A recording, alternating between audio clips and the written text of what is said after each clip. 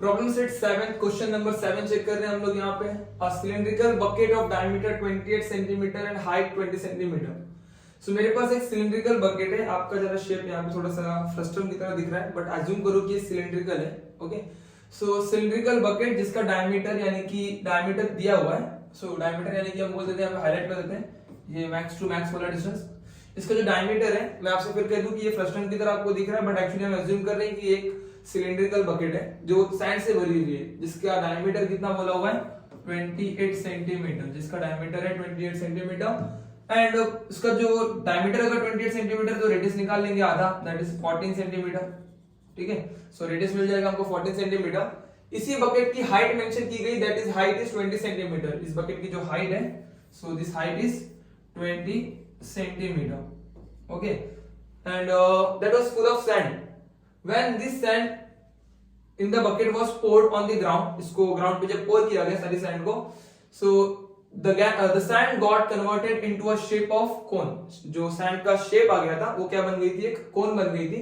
Okay, so if the height of the cone was 14 centimetre, जो ये कोन है इसका जो हाइट है, मैं यहाँ पे इसको मार्क करता हूँ, इसकी जो हाइट है this is 14 centimetre and base area, sorry, the height of the cone was 40 centimetre. पूछ रहे what is the base area of this cone. So cone का जो बेस होगा, यहाँ पे ऐसे एक सर्कल की फॉर्म में होता है ना कोन का एक बेस।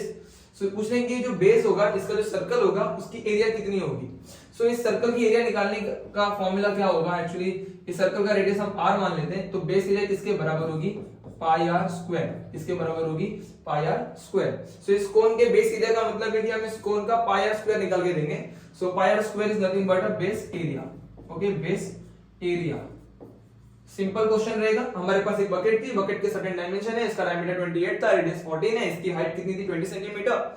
एंड इस बकेट के अंदर सैंड थी, उसको हमने क्या किया, ग्राउंड में पोर किया। ग्राउंड में पोर करने पर वो जो शेप आ गया था कोन का आ गया था, एंड कोन की जो हाइट थी दैट वाज 14 सेंटीमीटर। एंड जो इसका बेसमेंट था एक सर्कल का फॉर्म है, तो वहां पे बोल रहे हैं कि बेस की एरिया कितनी है पूछा जा रहा है। ओके, सो यहाँ पे सिंपल सा काम कर लेते हैं। हमें क्या समझना होगा, इन पे दोनों में क्या बातें सेम है। देखो सबसे इंपॉर्टेंट पॉइंट यही आएगा कि इन दोनों में क्या सेम है। सो मैं आपसे कह दूं कि वॉल्यूम दोनों का सेम है। इन दोनों शेप का वॉल्यूम क्या आएगा, सेम आएगा। मास भी सेम आएगा, बट हमें डायमेंशंस पर काम करना है, तो हम वॉल्यूम क्या बोलेंगे, दोनों का सेम आएगा। सो वॉल्यूम ऑफ द क्या बोलेंगे हम लोग, सिलेंडर। वॉल्यूम ऑफ सिलेंडर किसके इक्वल आएगा, वॉल्यूम ऑफ कोन। सो मैं फिर से इंपॉर्टेंट कहूंगा, आप इमेजिन कर रहे हैं कि सिलिंड्रिकल बकेट है, थोड़ा सा दिखने में फ्रस्ट्रम दिख रहा है, बट एक्चुअली आप मान के चल रहे हैं सिलिंड्रिकल बकेट है। सो मैं यहाँ पर इसका फॉर्मूला यहाँ पे लिख देता हूँ, क्या सेम रहेगा। चलो पहले हम लोग गिवन लिख लेते हैं। ठीक है, यहाँ पे गिवन फॉर, अगर हम बकेट की बात करें यानी सिलेंडर की बात करें, फॉर सिलेंडर, सो हमारे पास डायमीटर कितना अवेलेबल किया है, diameter is equal to 28 centimetre, radius will be half of diameter, so that is 28/2, कितना मिलेगा 14 सेंटीमीटर। तो रेडियस हमें मिल जाएगा। Okay, so radius is 14 centimetre. अब अगर हम आगे बात कर लेते हैं हाइट की, सिलेंडर की हाइट की, जो हाइट आएगी सिलेंडर की, मैं इसको यहाँ पे आपके लिए बना देता हूँ। ठीक है, सो इस सिलेंडर की जो हाइट होगी,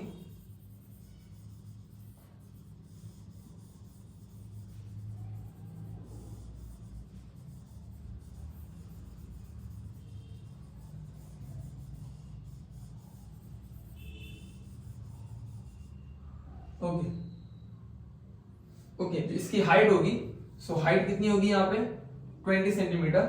सो मैं यहाँ पे हाइट मेंशन कर देता हूँ 20 सेंटीमीटर। ठीक है, यहाँ पे हाइट आ जाएगी 20 सेंटीमीटर। अब क्या करेंगे हम लोग, सिलेंडर के लिए तो लिख लिया हम लोगों ने। ठीक है, वैसे यहाँ पे लिख देता हूँ मैं फॉर कोन। कोन का रेडियस क्या मानेंगे, रेडियस हमें पता नहीं ना, तो रेडियस की वैल्यू r लिख देते हैं। हाइट, इसकी हाइट क्या मेंशन करेंगे, h1 के नाम से। हाइट कितनी है इसकी 14 सेंटीमीटर, क्योंकि ऑलरेडी हमने लेफ्ट में हाइट क्या बोली थी 20 सेंटीमीटर, सिलेंडर में h1 किसके लिए, कोन के लिए, h1 किसके लिए, कोन के लिए। सो हाइट आ गई 14 सेंटीमीटर। और क्या अवेलेबल है, बस इतना ही अवेलेबल है कोन के लिए हमारे पास। ठीक है, हमें ढूंढना क्या है, बेस एरिया। क्वेश्चन में स्पेशली बोला गया है ढूंढना आपको base area of that cone. So base area of the cone यानी पाई आर स्क्वायर कहां से ढूंढना है।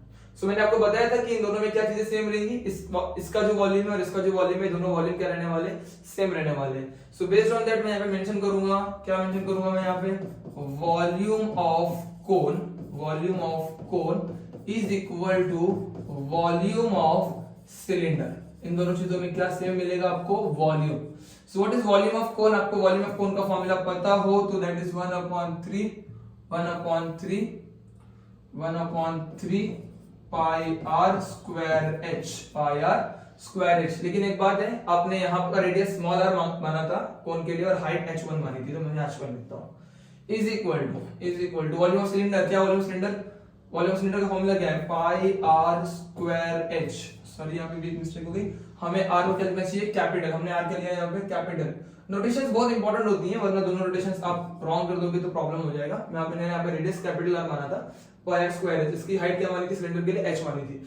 सो इसको इस बराबर नोटेशन के साथ में आप इक्वेट करो। सो कोन के लिए बराबर से हमने pi r square h1 and then for cylinder के लिए पाई आर स्क्वायर h। ठीक है, अब इतना कर लेने के बाद हमें क्या करना चाहिए, हम लोगों को वॉल्यूम ऑफ क्या निकालना, हमें तो वॉल्यूम पे इंटरेस्ट नहीं है, हमें तो बेस एरिया पे इंटरेस्ट है।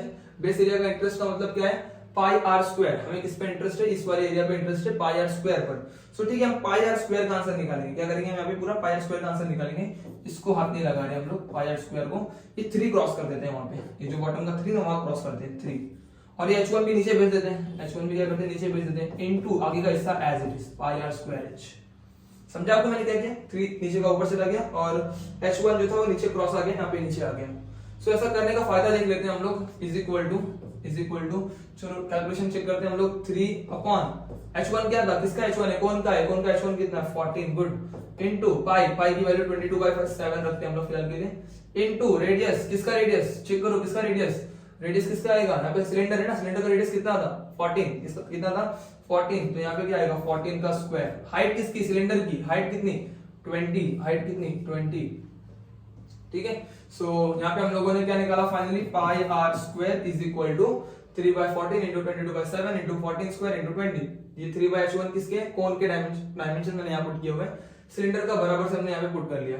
सो फायदा देख लेते हैं, यहाँ पे क्या आएगा, pi r square is equal to, okay so यहाँ पे हम ऐसा लिख देते हैं 3 इंटू 22/7 इंटू 14 इंटू 14, यहाँ का भी 14 अपॉन में लिखना चाहिए, ओके, इंटू 20। अब देखो यहाँ पे 14 एक तो कैंसिल हो गया, ठीक है, 7 1 एंड 7 2 हो गया। सो what is 3 2 6, 3 2 6 multiplied by 2 into 20 40, 2 into 20 40, ये दोनों को मल्टीप्लाई कर लिया, ये दोनों को मल्टीप्लाई कर लिया। चलो बहुत करीब है अपने आंसर के, बहुत सिंपल सा सम है ये वाला, छोटा सम है, ठीक है। सो इस दोनों को मल्टीप्लाई कर लेते हैं, 66 इंटू 40, चलो यहाँ पे कर लेते हैं 66 इंटू 40। सो यहाँ पे आएगा 0 0 प्लस 6 4 24, 2 कैरी 6 4 24 प्लस 2 26, ठीक है।